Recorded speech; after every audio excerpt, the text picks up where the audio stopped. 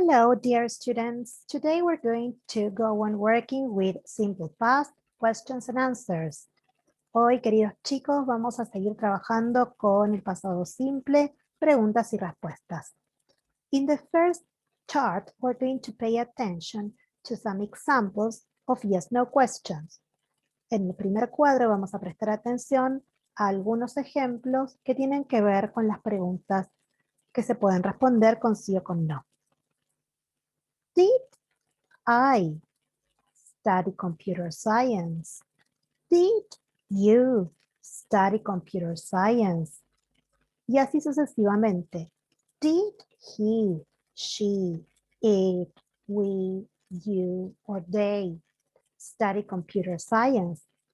So in this case, we can see as the auxiliary verb did is followed by the subject and afterwards by the main verb.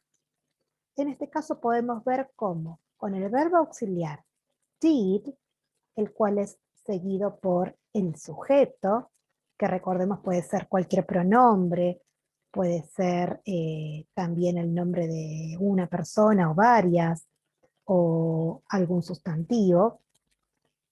Y luego, en tercer lugar, tenemos el verbo principal de la pregunta, en este caso study. Entonces, vuelvo a repetir. Sin importar cuál sea la persona que tengamos aquí, primera, segunda, tercera del singular o las personas del plural, para todas las preguntas vamos a seguir la misma regla. El uso del auxiliary did, más el sujeto, más el verbo principal de la oración, de la pregunta y el resto de la misma. Let's see now the second chart, short answers.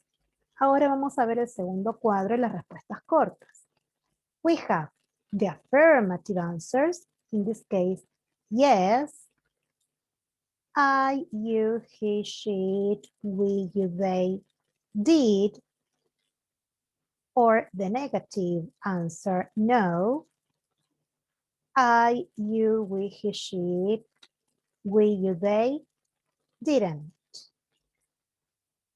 En este caso podemos recordar entonces que en las short answers, respuestas cortas, debemos utilizar en las mismas la persona que se corresponde con la pregunta y el verbo auxiliar en afirmativo o en negativo para poder responder esa pregunta. Finally, we're going to see the examples in the chart of the WH questions.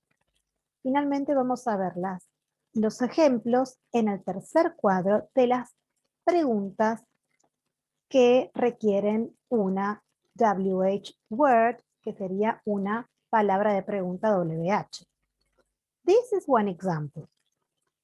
When did I, you, he, she, it, we, you, they buy their first computer? Cuando el auxiliar did, el sujeto buy, compraron o compraste o compró, que sería el verbo principal, their first computer, su primer computadora. ¿Sí? Entonces, en este caso tenemos when, la palabrita WH, did, el mismo auxiliar que habíamos visto en las yes no question. El sujeto que sigue estando luego del auxiliary verb y por último el verbo principal. Por supuesto seguido por el resto de la question, el resto de la pregunta. ¿Sí? Entonces, recordemos que estas WH questions no pueden ser respondidas con yes or no. Vamos a ver alguna información que se suma a esta estructura.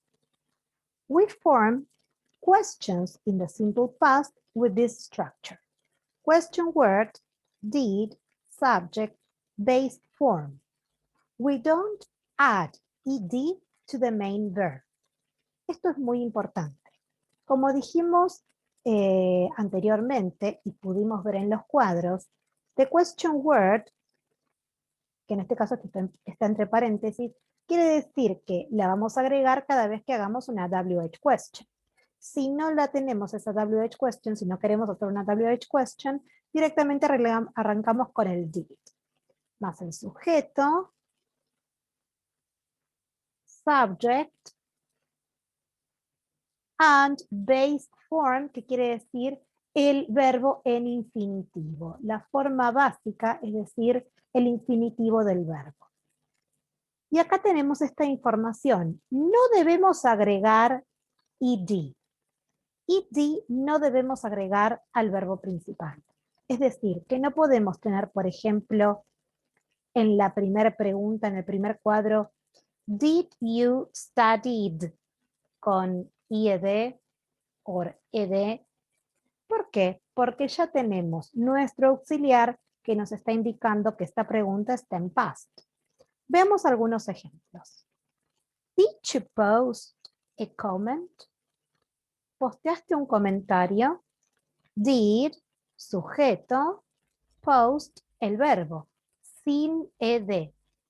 Number 2. Where did you buy your tablet?